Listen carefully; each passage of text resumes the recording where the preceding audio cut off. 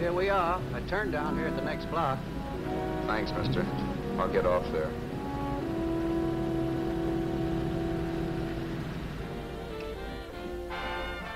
Want anything else? No. Hey, you.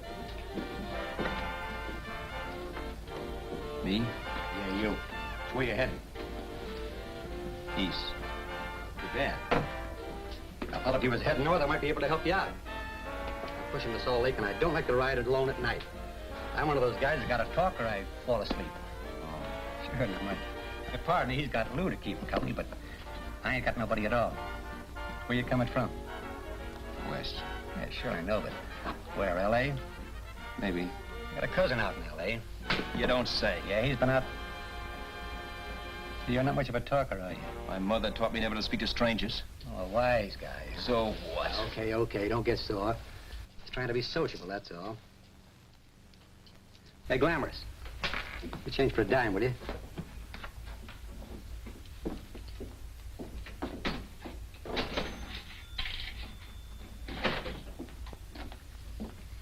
Let's have something quieter this time, Joe. My head's splitting. Is that what's wrong with it? Done with your coffee? No. And don't rush me, will you?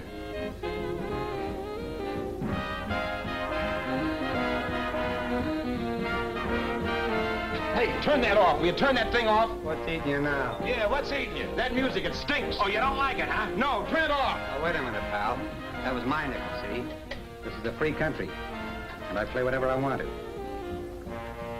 Okay. Sure, and if you don't like it, you don't have to listen to it. And you can leave here anytime you want to. Okay, I'm sorry I asked. First good piece played tonight and you don't like it. Some people just ain't got any good taste.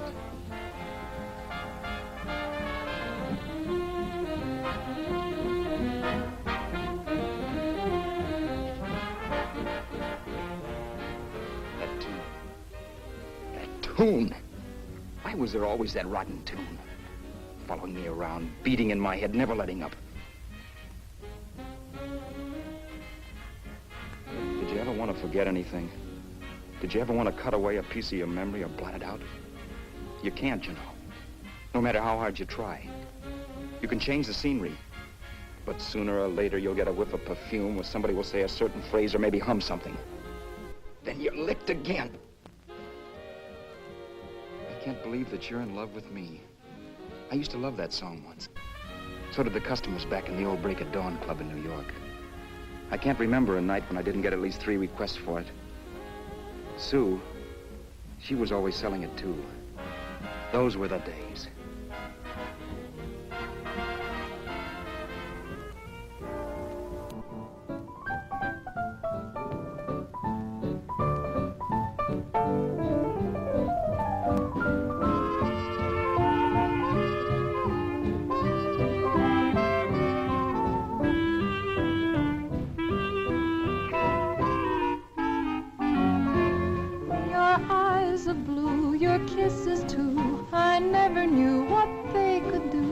I can't believe that you're in love with me. You're telling everyone you know that I'm on your mind each place you go. They can't believe that you're in love with me. I have always placed you far above me. I just can't imagine that you love me. And after all is said and done, to think that I'm the lucky one, I can't believe that you're in love with me.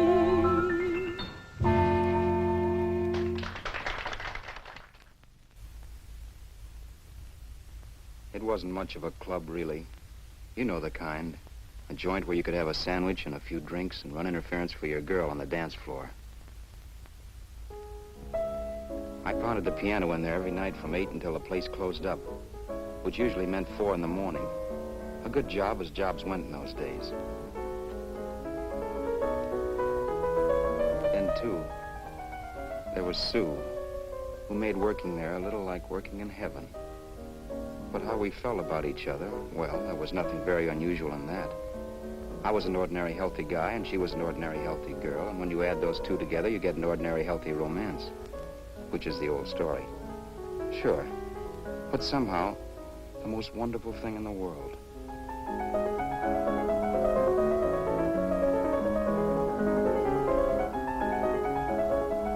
All in all, I was a pretty lucky guy.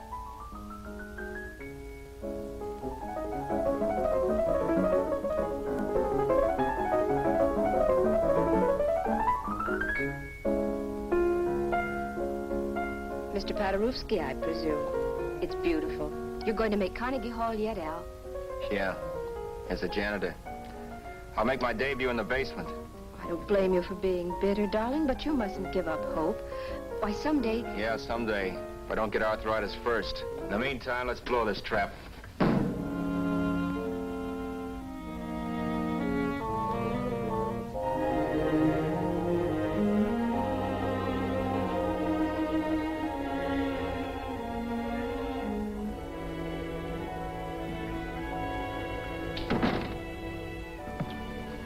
Like to get something to eat, hon? Oh, I don't think so, Al.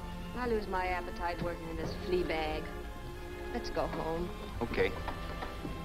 I can't stand much more of that dump. Did you see that drunk tonight trying to paw me? No, what drunk? Does it matter what drunk? Say, what's the matter with you tonight, darling?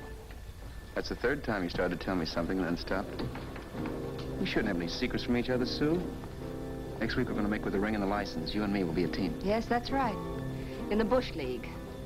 I don't get you. We've been struck out. It's a funny way to talk, darling. Don't you want to marry me? Al, look, I love you. You know I do, and I want to marry you. But? But not now. Only after we've made good. Sunday, I'm going away. Oh, I know you'll think it's silly. That's why I hesitated to tell you. But I'm going to California. I want to try my luck in Hollywood. That's the most stupid thing I ever heard of. Don't you know millions of people go out there every year and wind up polishing cuspidors? I thought you had better sense. You sound as if you don't think I have any talent. That has nothing to do with it. I'll make out all right. Maybe. But what about me? Doesn't it mean anything to you that you're busting up all our plans?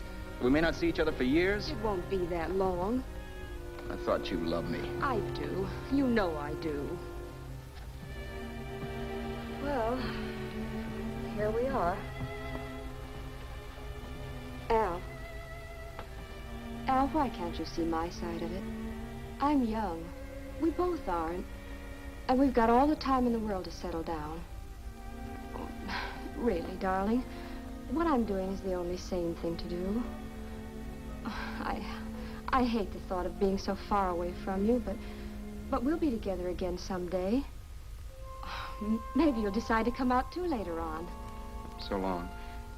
Al, aren't you going to kiss me goodnight? Sure. Why not? Good night.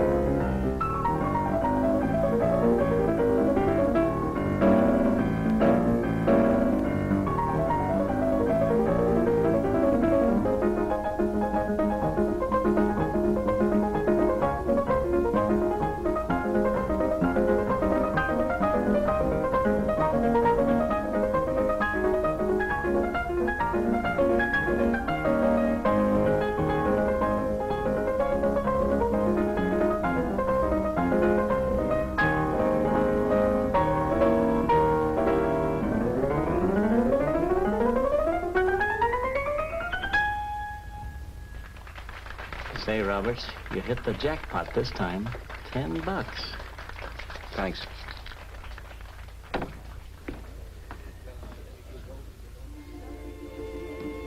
So when this drunk handed me a 10 spot after a request, I couldn't get very excited. What was it, I asked myself? A piece of paper crawling with germs.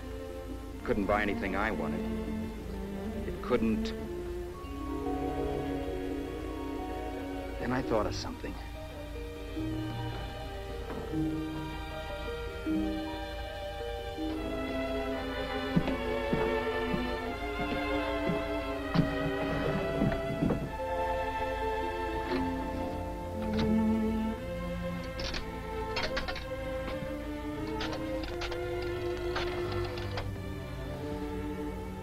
Long distance.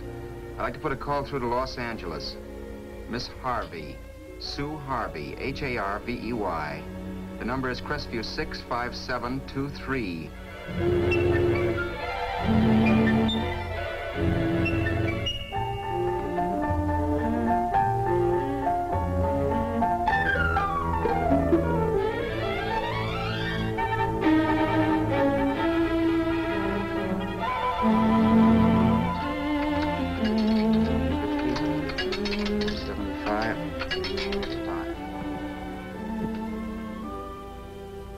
Hello, Sue?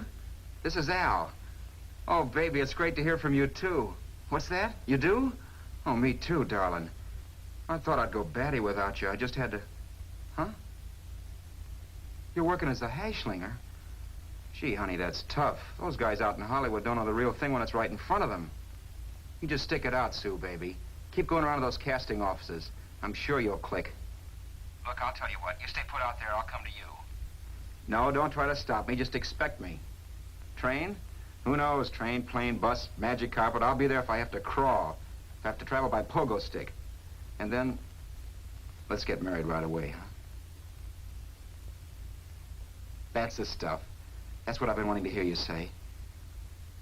Well, goodbye for now. I'll be seeing you soon. Yeah. Bye.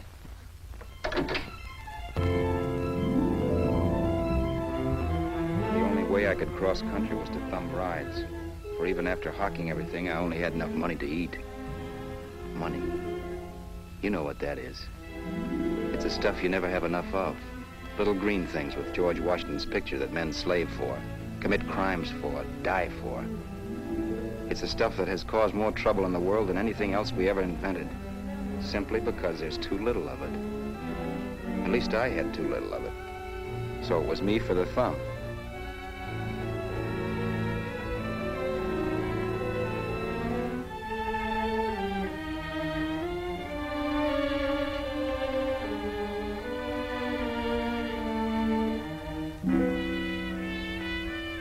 Ever done any hitchhiking? It's not much fun, believe me. Oh yeah, I know all about how it's an education and how you get to meet a lot of people and all that. But me, from now on, I'll take my education in college, or in PS 62, or I'll send $1.98 in stamps for 10 easy lessons.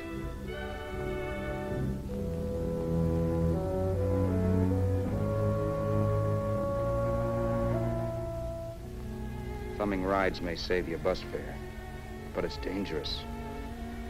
You never know what's in store for you when you hear the squeal of brakes.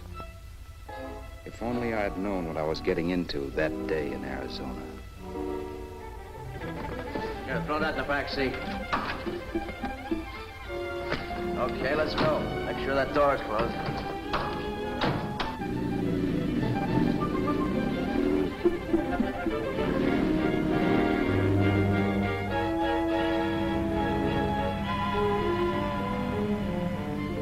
You know, Emily Post ought to write a book of rules for guys thumbing rides.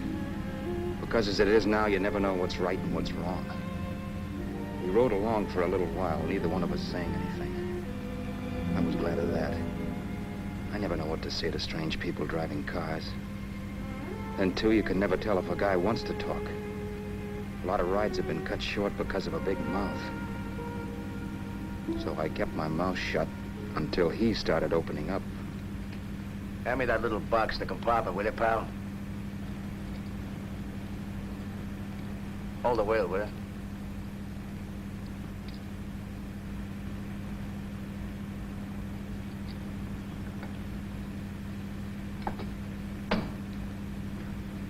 How far are you going? L.A. Wow, you're really traveling, aren't you? Yeah, but I don't expect to make it for a couple of years at the rate I've been promoting rides.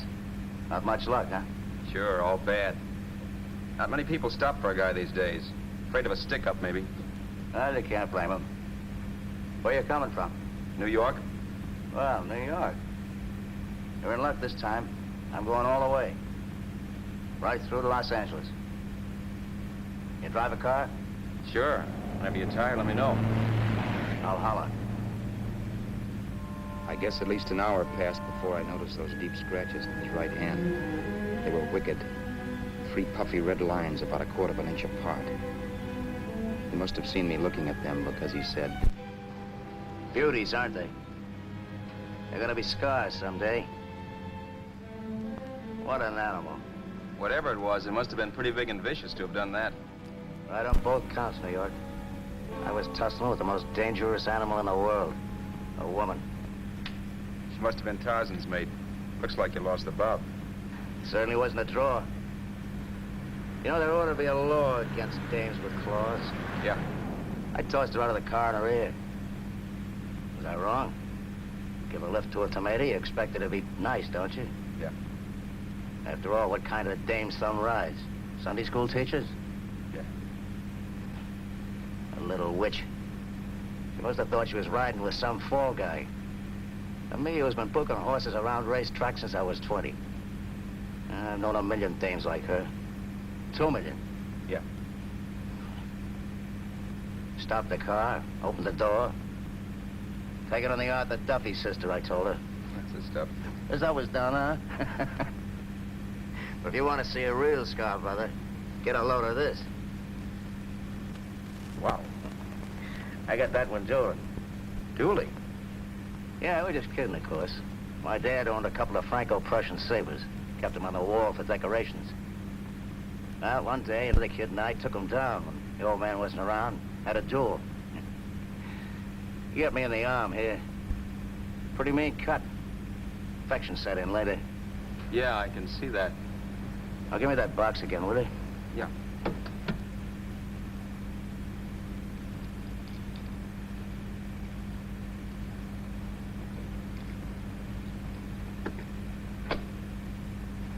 Pain made me lose my head, I guess. I began slashing. Before I knew it, I'd put the other kid's eye out. That was tough. Well, it was just an accident, of course. But you know how kids are. I got scared and decided I was going to run away from home. Old man almost caught me when I was packing my duds. The bloody rag I had wrapped around my wrist hadn't caught his attention. You'd seen the bundle for sure. But I beat it when he was phoning for a doctor. That was 15, 16 years ago. I haven't been home since. Pull in there for a bite or something, huh? A bite or something. Brother, was I hungry. I hadn't had anything in my stomach for hours. Yet even with that gnawing in the pit of my belly, I didn't want to be in too big a rush to put on the feed bag. First, I had to make sure this guy knew the score. If I got him down on me, goodbye ticket to Hollywood. I'll wait out here for you, mister. If it's the money, don't worry about paying for it. This time it's on me. Well, that's what... Haskell, think nothing of it. You make your first million, maybe you can do the same for me. Come on, New York. I gotta make the West Coast by Wednesday. There's a horse running at Santa Anita named Paradiesical. Means dough to me if I'm on him. We'll make it all right. He did most of the talking during the half hour we were in the place. I ate. He rambled on about his old man, whom he hadn't heard from since he ran away as a kid. Now he happened to become a bookie. And then all about how he got rooked in Miami. One race, 38 grand. They cleaned out my book. How do you like that? That was tough luck. Yeah, and I'm supposed to be the smart guy. Well, you just wait. I'm going back to Florida next season with all kinds of jack. And you'll watch those stinkers run for cover. Want anything else? No, thanks. I've had plenty.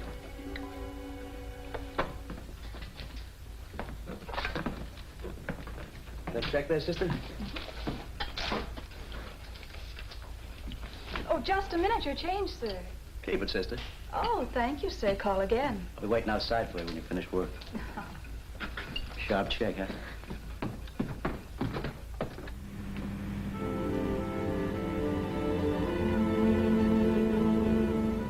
drove all that night while Haskell slept like a log. After a while, I began to get sleepy myself. I was happy, though. Soon I'd be with Sue again. The long trip was practically over, and there'd be no more hoofing it down the concrete. I began to think of the future, which couldn't have been brighter if I'd embroidered it with neon lights. It was nice to think of Sue shooting to the top. It's amazing what a full belly can do to your imagination. Your eyes of blue, your kisses too, I never knew what they could do. I can't believe that you're in love with me. You're telling everyone you know I'm on your mind each place you go. I can't believe that you're in love with me.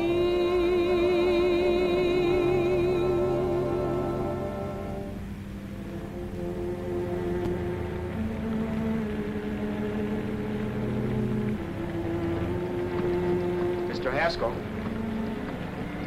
Mr. Haskell? Mr. Haskell, wake up, it's raining. Don't you think we ought to stop and put up the top?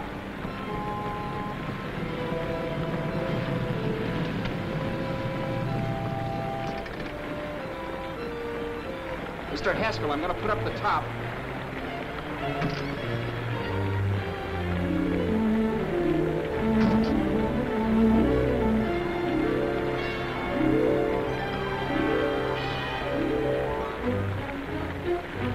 Until then, I had done things my way. But from then on, something else stepped in and shunted me off to a different destination than the one I had picked for myself. For when I pulled open that door... Mr. Haskell, what's the matter? Are you hurt? Are you hurt, Mr. Haskell? Start your sermon. I'll listen to it. But I know what you're going to hand me even before you open your mouths. You're going to tell me you don't believe my story of how Haskell died and give me that don't make me laugh expression on your smug faces. I saw at once he was dead, and I was in for it. Who would believe he fell out of the car? Why, if Haskell came too, which of course he couldn't, even he would swear I conked him over the head for his dough. Yes, I was in for it. Instinct told me to run, but then I realized it was hopeless. There were lots of people back down the road who could identify me. That gas station guy and the waitress. I would be in a worse spot then, trying to explain why I beat it. The next possibility was to sit tight and tell the truth when the cops came. But that would be crazy. They'd laugh at the truth. I'm not having my head in a noose. So what else was there to do but hide the body and get away in the car? I couldn't leave the car there with him in the gully. That would be like erecting a tombstone.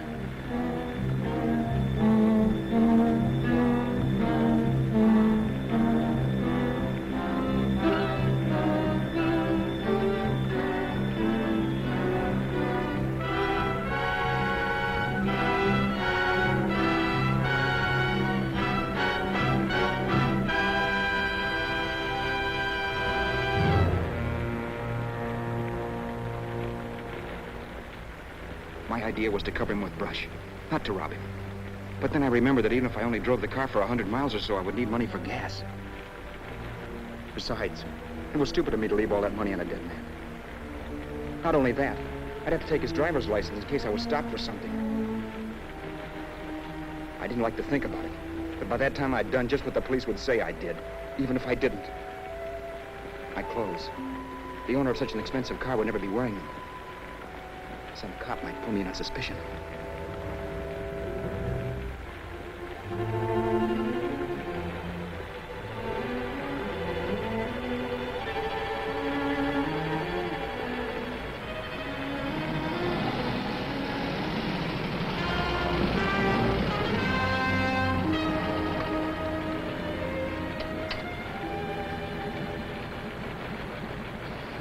Hey, you, this your car? Don't you know better than to leave a car with the wheels halfway in the middle of the road? That's the way accidents happen. I'm sorry, officer. I was just putting up my top. I didn't think. Well, the next time, think. I'll let you go now, but watch your step in the future. I know that's a lonely stretch, but cars come by here once in a while, and we have plenty of crack-ups. Thanks, officer.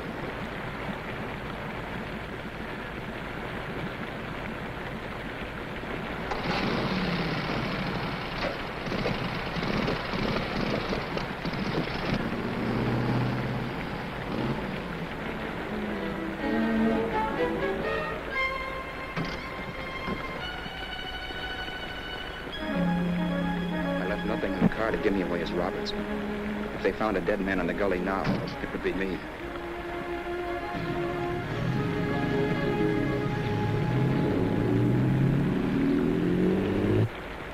As I drove off, it was still raining, and the drops streaked down the windshield like tears. I kept imagining I was being followed and that I could hear sirens back in the distance. Just how long it took me to cover the 60-odd miles to the California state line, I don't know. I lost all track of time.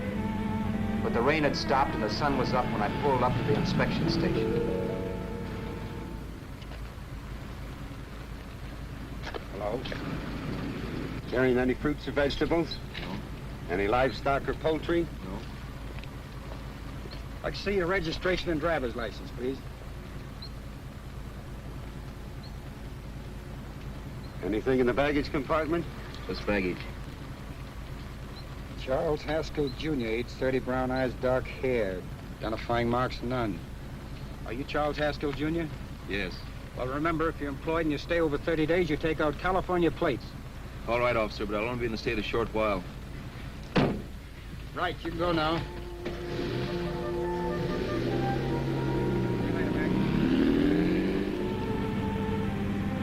I couldn't drive any farther without some sleep. Cops or no cops, I knew I had to hit the hay and hit it hard. I was dead tired.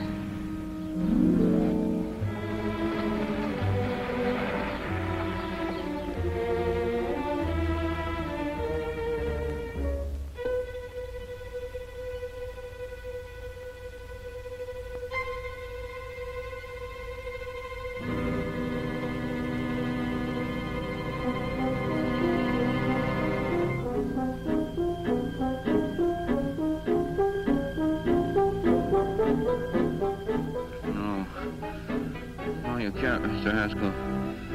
No.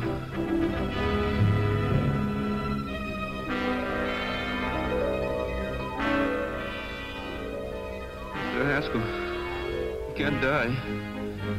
I think I did it. No, Mr. Haskell. No. No.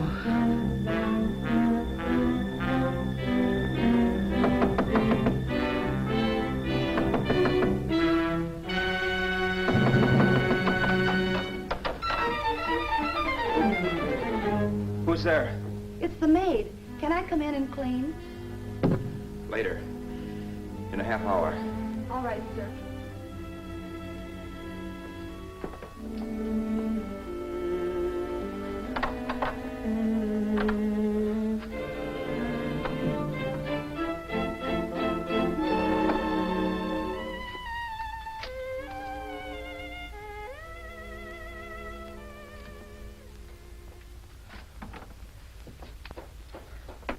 There was no time to lose. Every minute I had to be Charles Haskell was dangerous. And I'd have to be Charles Haskell until I got to some city where I could leave the car and be swallowed up.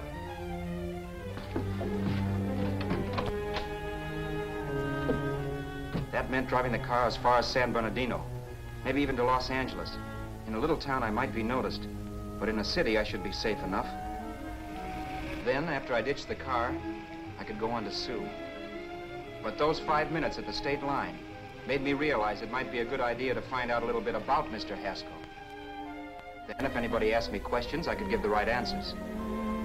The first thing I found out was that I had $768. This was a lot of jack, but believe me, it was the kind of money I'd rather not have.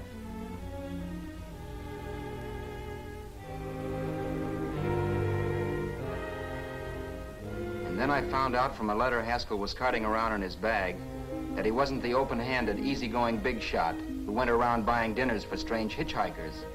Before I got done reading it, I saw him more as a chiseler. It was written to his old man in California, the one he hadn't seen in so many years. In it, Haskell posed as a salesman of hymnals, of all things. It was easy to see where Haskell expected to raise a new stake for his book in Miami by rooking his old man. That was about all I found out from his effects, and it was enough. I told myself, maybe old man Haskell was lucky his son kicked off. He would never know it, but it saved him from taking a flyer in sacred literature preferred.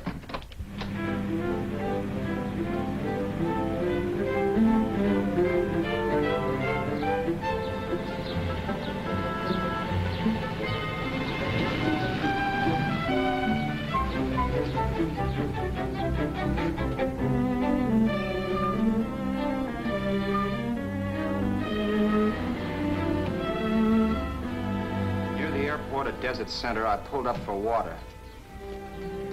There was a woman. Hey, you! Come on if you want to ride.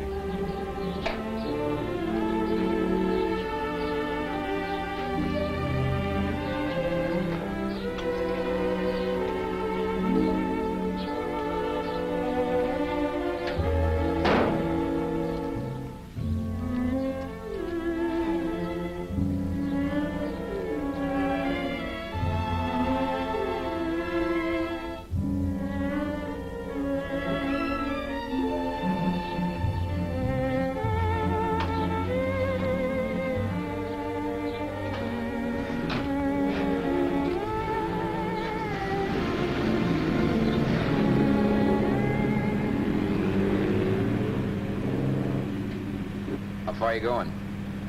How far are you going? That took me by surprise, and I turned my head to look her over. She was facing straight ahead, so I couldn't see her eyes. But she was young, not more than 24. Man, she looked as if she'd just been thrown off the crummiest freight train in the world. Yet, in spite of this, I got the impression of beauty. Not the beauty of a movie actress, mind you, or the beauty you dream about when you're with your wife, but a natural beauty. A beauty that's almost homely because it's so real.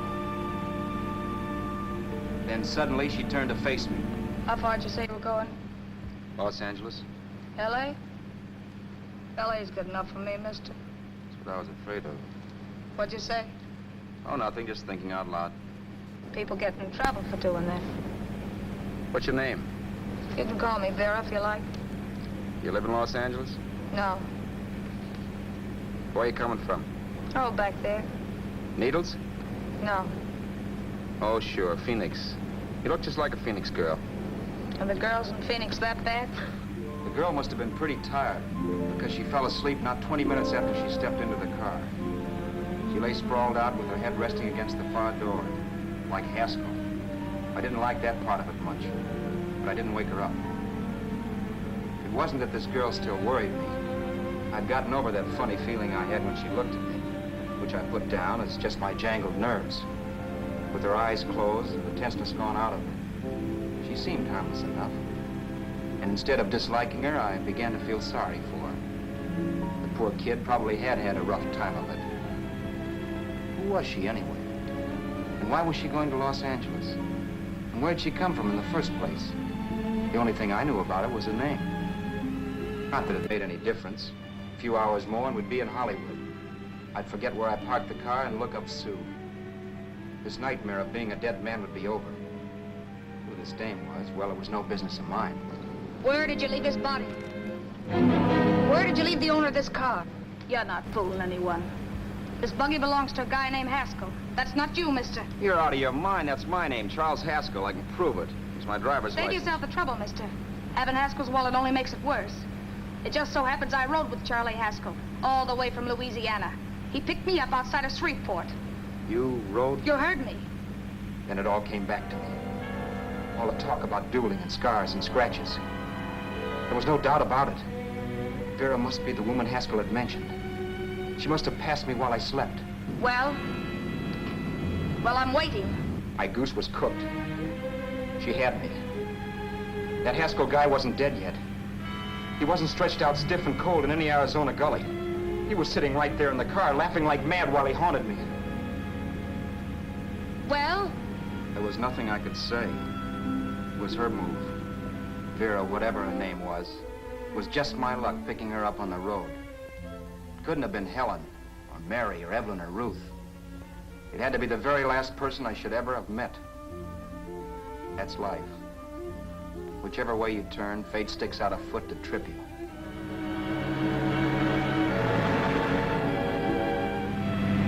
I told her everything, but she didn't believe my story. I should have saved my breath. That's the greatest cock and bull story I ever heard. So he fell out of his car. Say, who do you think you're talking to, a hick? Listen, mister, I've been around, and I know a wrong guy when I see one. What'd you do, kiss him with a wrench? Now, wait a minute. What I told you was true. You see, that's why I had to do it. You think I killed him. Well, the cops would have thought so, too. Yeah, well, maybe they still think so. What makes you so sure I'll shut up about this? Vera, I'm innocent. Give me a break, will you? It won't do me any good having you pinched. The cops are no friends of mine. Now, if there was a reward, but there isn't. Thanks. Don't thank me yet. I'm not through with you by a long shot. Let's see that roll.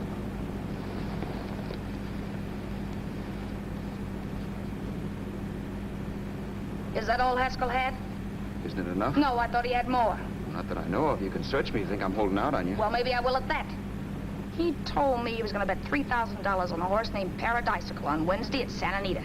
He was stringing you along. He meant 300. Maybe. Sure, $3, 300. He was a piece of cheese, a big blowhard. Listen, mister, don't try and tell me anything about Charlie Haskell. Remember, I knew him better than you did. Okay, then you knew he was a four-flusher. That explains the $3,000 bet. I'm not so sure he didn't have that $3,000. Why should I believe you? You got all the earmarks of a cheap crook. Now, wait a minute. Shut up. You're a cheap crook and you killed him. For 2 cents, I'd change my mind and turn you in. I don't like you. All right. Don't get sore. I'm not getting sore. But just remember who's boss around here. If you shut up and don't give me any arguments, you'll have nothing to worry about. But if you act wise, well, mister, you'll pop into jail so fast it'll give you the bends. I'm not arguing. Well, see that you don't. You know, as crooked as you look, I'd hate to see a fella as young as you wind up sniffing that perfume that Arizona hands out free to murderers. I'm not a murderer. Of course you're not. Haskell knocked his own head off. He fell, that's how it happened, just like I told you. Sure, and then he made you a present of his belongings. I explained why I had to do that. Doesn't make a difference one way or another. I'm not a mourner. I liked Haskell even less than I like you.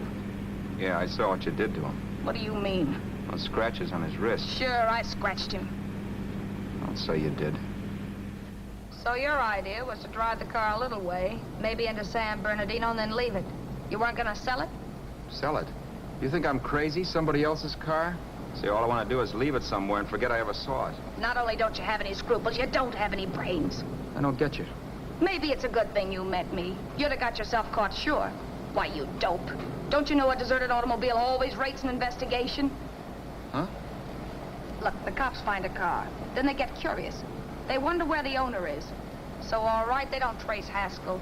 They trace you. I never thought of that. The only safe way to get rid of the car is to sell it to a dealer. Get it registered under a new name.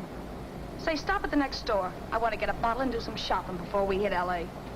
Okay. As soon as we find a place, I'll drop you off and pick you up later. Nothing doing. You're coming in, too. From now on, you and I are like the Siamese twins. Have it your way, but I don't get the point. The point is, I don't want you to get lost. I'm not going to beat it if that's what you're afraid of. I'll say you're not. Well, I'm going to see that you sell this car so you don't get caught. Thanks. Of course, your interest wouldn't be financial, would it? You wouldn't want a small percentage of the profits. Well, now that you insist, how can I refuse? 100% will do. Fine. I'm relieved. I thought for a moment you were going to take it all. I don't want to be a hog. A few hours later, we were in Hollywood. I was recognizing places Sue had written about. It struck me that far from being at the end of the trip, there was a greater distance between Sue and me than when I started out. Vera wasn't kidding with that Siamese twins crack. She rented a little apartment as Mrs. Charles Haskell. When I objected to this, she explained that it was on account of the car. A dealer might think something was funny if he called and found we were using different names.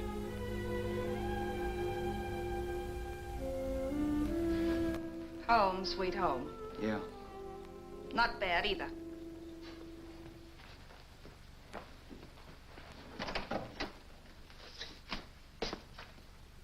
In case there's any doubt in your mind, I'll take the bedroom. Yeah.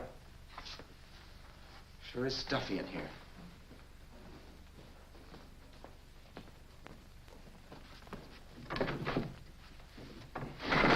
Keep the window shut.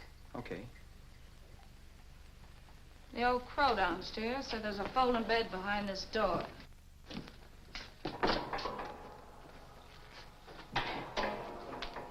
You know how to work it? I invented it. Some joint. One can't have everything.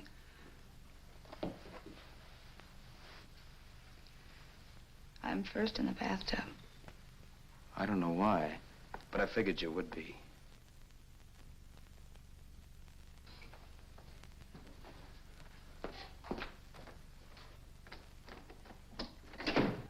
Boy, oh boy. It sure feels good to be clean again.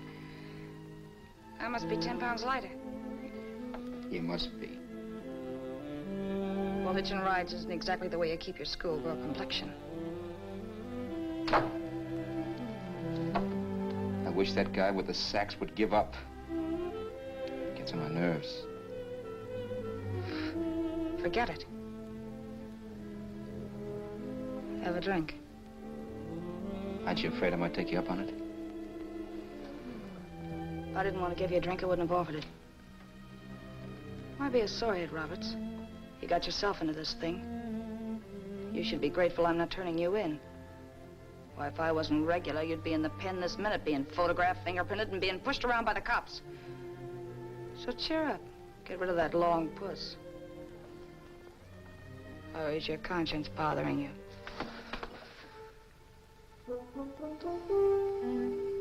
No, it isn't. Swell. That's the spirit. He's dead and no moaning around will bring him back. Anyway, I never could understand this worrying about something that's over and done with. Now look, Vera, for the last time I didn't kill him.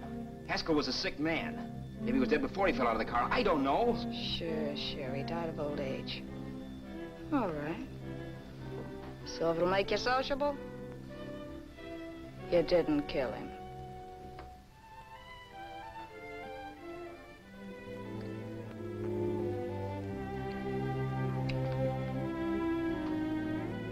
Thanks.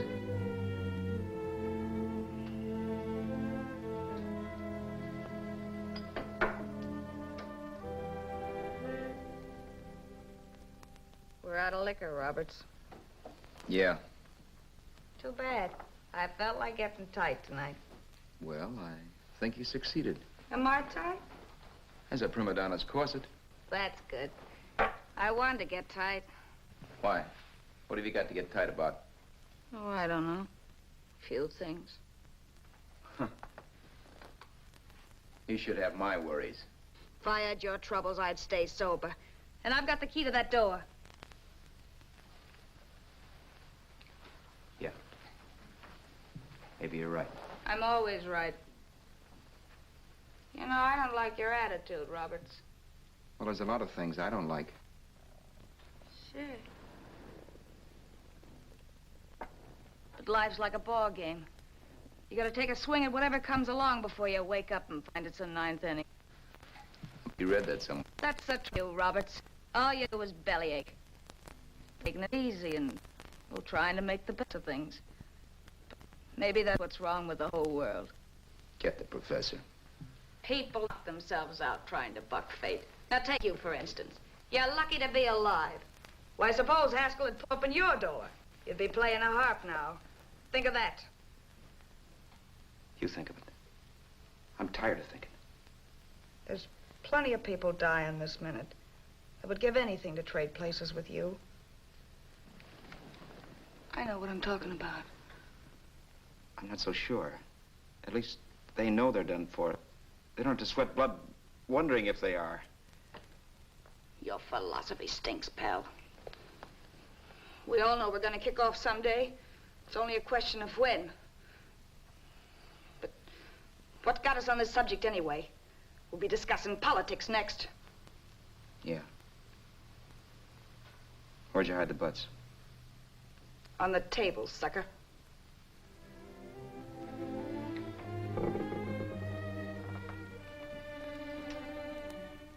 We bored each other with conversation for a couple of hours longer.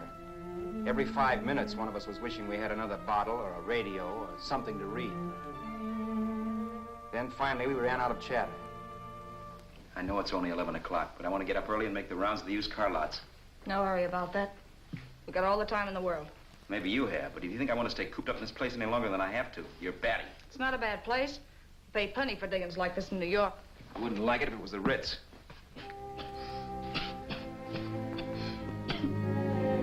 brought me liquor. You got a mean cough. Ought to do something about it. I'll be all right. That's what Camille said. Who? Nobody you know. Wasn't that the dame that died of consumption? Yeah.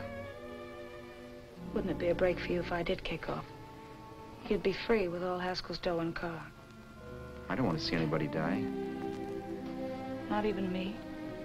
Especially not you. One person died of me. If you did, well, that's all I need. You don't like me, do you, Roberts? Like you? I love you. My favorite sport is being kept prisoner. After we sell the car, you can go to blazes for all I care. But not until then.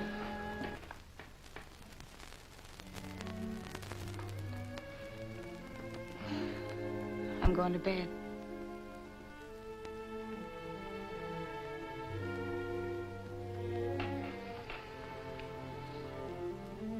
Good night, Roberts. Don't try and sneak away during the night. All the doors are locked. Anyway, if I find you gone in the morning, I'll notify the police. They'll pick you up. Don't worry, I know when I'm in a spot. Well, good night. I hope that portable rack isn't too uncomfortable for you. Don't lose any sleep over it, will you, Vera?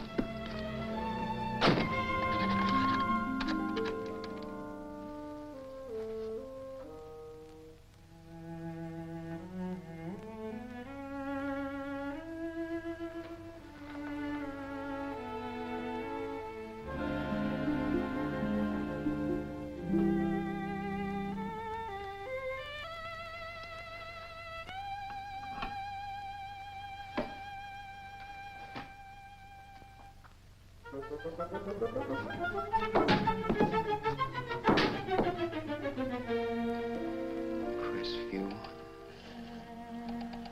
6, 5, 7, 2, 3. Hello? Hello?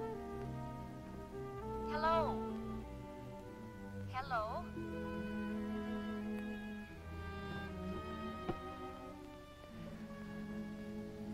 No. Not yet, darling. Tomorrow. Maybe. If this were fiction, I would fall in love with Vera, marry her and make a respectable woman of her, or else she'd make some supreme Class A sacrifice for me and die. Sue and I would bawl a little over her grave and make some crack about there's good in all of us. But Vera, unfortunately, was just as rotten in the morning as she'd been the night before. All right, I'm coming. Look, Vera, it's almost noon. So what? The dealers will be there all day? They'll be there all year, too, but it doesn't wait that long. Shut up. You make us like a husband. Well, do I rate a whistle? You sure do, but let's go. Let's go, let's go. I spent $85 and 2 hours preparing bait, and all you can say is let's go. Come on.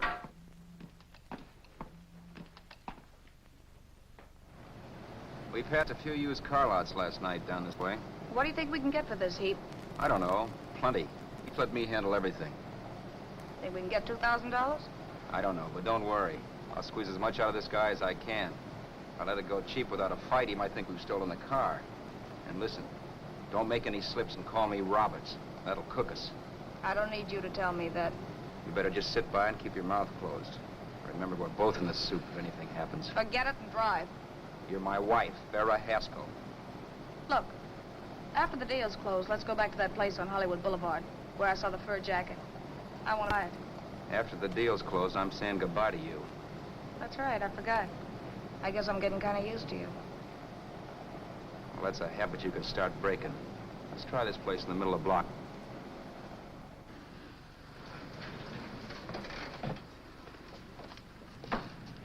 Good afternoon. What can I do for you? We're interested in selling a car. If the price is right. Well, if it's in good mechanical condition, it should blue book for about $1,600. Tony, take a look at this motor. $1,600. Are you kidding?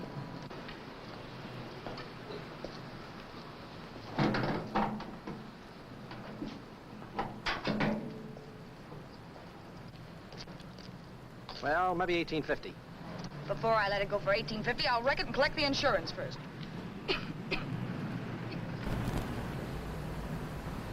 Lady, this motor's seen a lot of driving.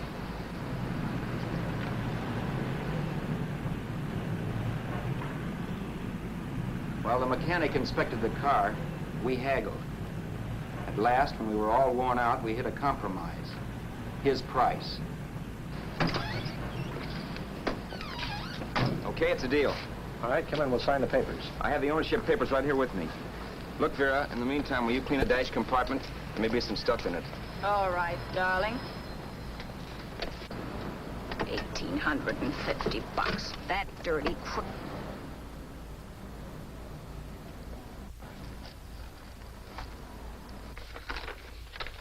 In New York, huh?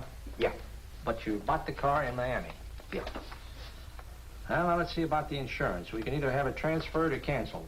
What kind of insurance do you have, Mr. Haskell? Well, aren't all the papers there? I don't see any. Surely you know what type of insurance you carry in the car. The name of the company? Yeah, but, Well, if you'll just tell me the name of the company, I'd be very glad to take care of all the details. well, Did you sign the papers yet? not yet. Well, don't. We're not selling the car. Oh, wait a minute, Mrs. Haskell. Come on, darling. What's the matter? You changed your mind? Yes, I'm sorry. I guess I have. But, Vera... Let's go.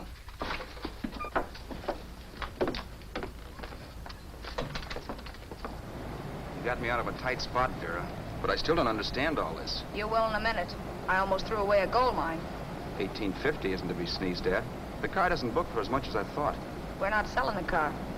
You want to keep it. Now, wait a minute, Vera. You said yourself I wouldn't be safe until the car was in someone else's name. I'd like to be free of this mess when I go. That's just it, Roberts. You're not going. There's a drive-in at the next corner. Pull in there and we'll get a bite to eat. And I'll explain. What is this, another one of your brilliant ideas?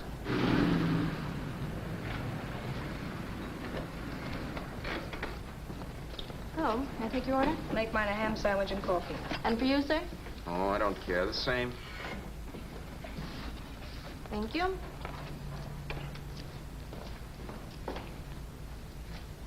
Get this, Vera. I've been pretty patient so far. I've done everything you asked me to do, but no more. Shut up. You've taken Haskell's money. And you can have the dough we get from selling the car. But you're not going to keep me a prisoner. It's a good thing I bought the paper. Take a look at that. Vera, I'm in no mood. Read that.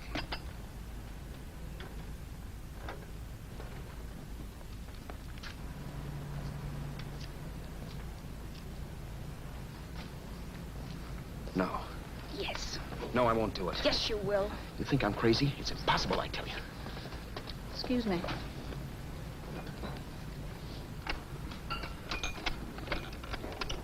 Blow the horn when you're through. No one could possibly get away with an act like that. It'd be wise to me in a minute. Don't be yellow. You look enough like him. The same coloring and the same build. See how his clothes fit you? No kidding, you almost had me fooled for a while. Oh, grow up, Vera. Don't you think a father knows his own son? And there must be other relatives. The father won't have to know you. We'll wait till he gives up the ghost. He's an old geezer and he won't pull through.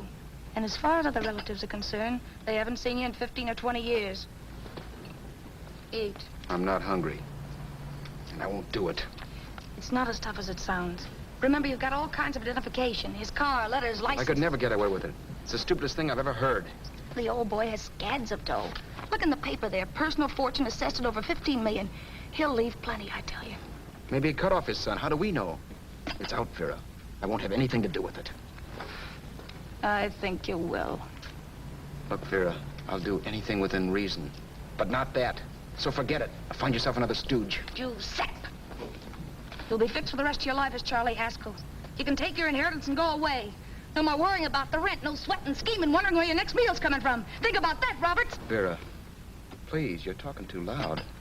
On this, I'm splitting 50-50 with you. Sure, why not? We're both alike, both born in the same gutter. Now, take it easy, Vera. There's people around here. You don't know what you're talking about. We'll wait till we read that old man Haskell's dead. Then you show up. Like you read in New York that he was sick. No. Suppose he doesn't die. He will. I know he will. Something tells me. But as much as I insisted I would have no part of her scheme, Vera was taking it for granted I would. Neither of us had our mind on the cards as we played that night. I knew we were just trying to kill time between newspaper editions. This was a death watch for Vera. Maybe it was for me, too. Don't you realize if I'm caught, they'll want to know where I got the car and stuff, and they'll have me on a murder charge. If you're smart, you won't get caught. I knock for 7. And if I'm caught, don't you realize you'll be out, too? 18 points, that gives me 30. How will I be out? You'll be out $1,850 we would have gotten on the car. Really, Vera, you'd be an awful chump if you threw away all that dough on a dizzy long shot. Let me sell the bus tomorrow. With the money it'll bring and what you've already got, a clever kid like you can run it up in no time. Then we'd both be in the clear. I'll be in the clear anyway. Maybe. Maybe. But if I got caught, I'd get good and sore at you, you know. You mean you'd squeal? Well, no, not squeal exactly. Never mind what you meant. Even if you did tell the cops I was in on it with you, what could they do to me? They might give me the same medicine they gave you. Yeah. A rope.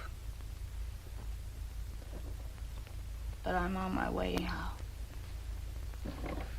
All they'll be doing will be rushing it. All right. But think of the $1,850 you'd lose. You'd kick yourself along the block if I let it get away from you. I'll take the chance.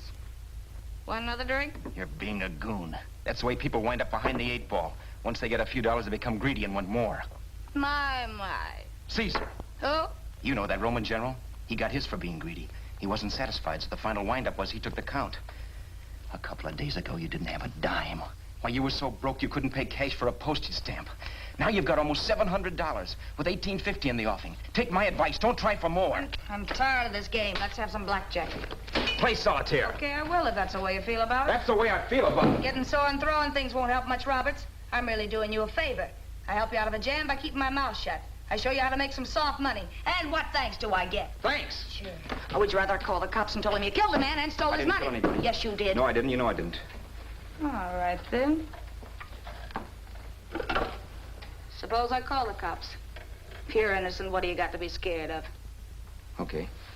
Call them, you mutt. Go ahead and call them, see if I care. At least they'll give me a square deal. You want me to call them? You heard me. But I'm warning you. If I'm pinched, I'll swear you were in on it. I'll say that you helped me. If I fry, I'll get even with you. You wouldn't dare. You didn't. Yeah? Then try it and see. Call them. Yeah. Okay, I will.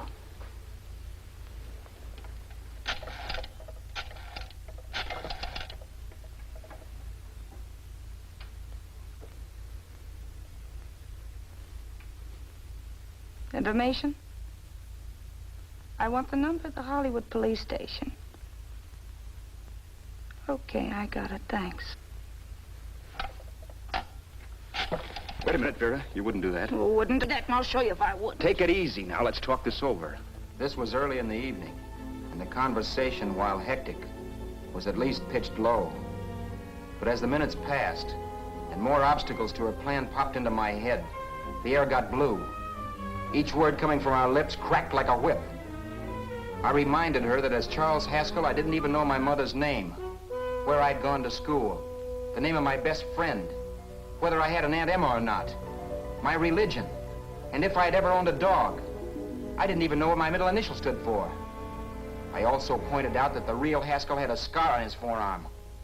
His people never saw that scar. He told me he ran away right after putting out the kid's eye. Yeah, but his father knew he was cut. It had to be some kind of a mark. So what? The old man's dead, or will be. I hope by tomorrow morning's papers. Anyway, you could cut yourself a little, couldn't you? Boy, for that kind of dough, I'd let you cut my leg off. You're drunk and you're crazy mad, Vera. Turn me in if you want to, but I won't get mixed up in this. Besides, how do we know Haskell was such a phony? Maybe he wasn't the man's son at all. Maybe he just dreamed it up. Well, dreaming or not, you won't be dreaming when the law taps you on the shoulder. There's a cute little gas chamber waiting for you, Roberts. And I hear extradition to Arizona's a cinch. Where's that phone? Vera! Leave me alone! Vera! Here! I want a phone. Call police. I hate you, yellow stinker. You leave me alone. I'll let you alone when you promise to leave the phone where it is. You're drunk. You don't know what you're doing. You're hurting me. Will you promise? All right.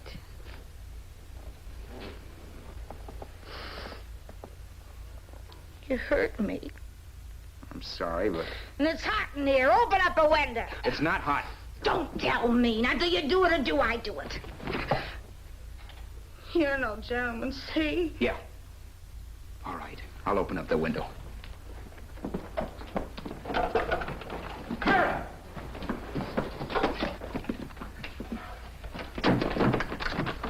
Open the door. Please open the door. Vera, open the door. Don't use the phone. Listen to me. I don't like you, Roberts. You're no gentleman, see? You hurt my hand, and I'm going to get even with you. If you don't open the door, I'm going to kick it down, Vera. Vera, don't call the cops. Listen to me. I'll do anything you say. Vera, let me in. I'll break the phone.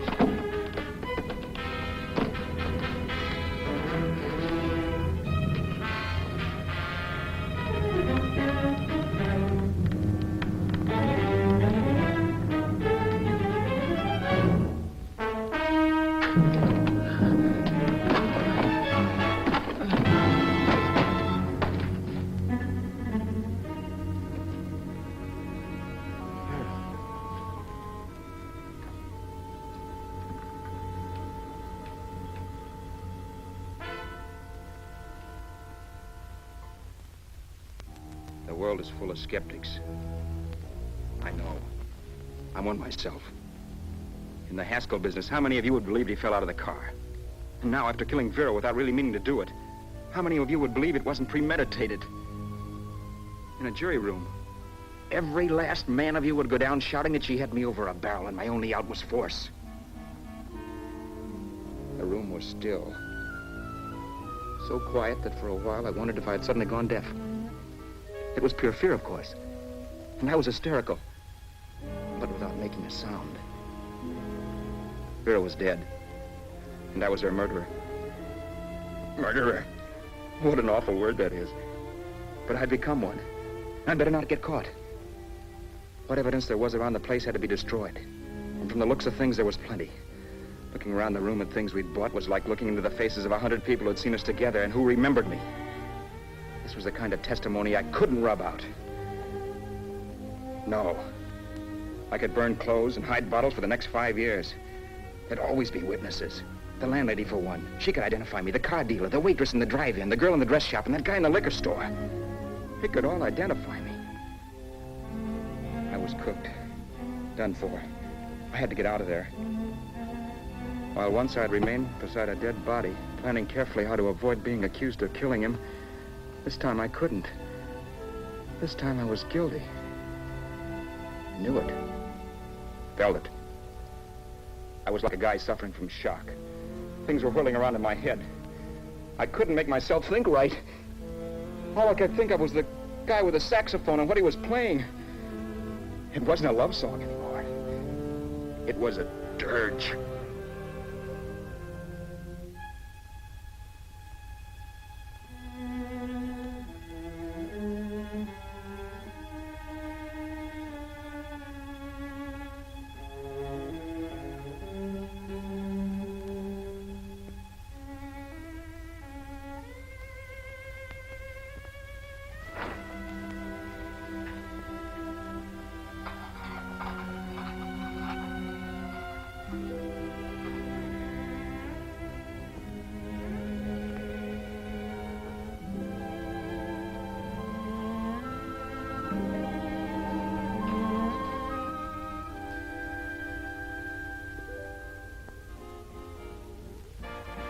My problems weren't solved.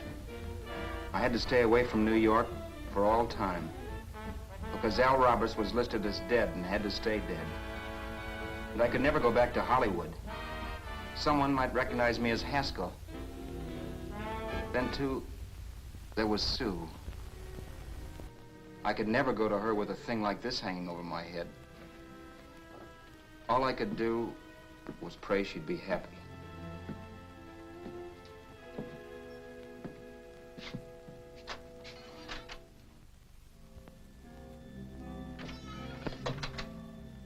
I was in Bakersfield before I read that Vera's body was discovered, and that the police were looking for Haskell in connection with his wife's murder.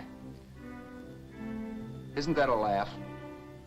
Haskell got me into this mess, and Haskell was getting me out of it. The police were searching for a dead man.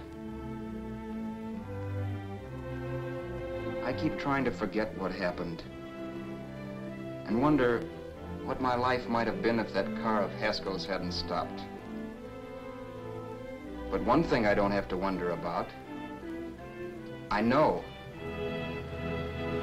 Someday a car will stop to pick me up that I never thumbed.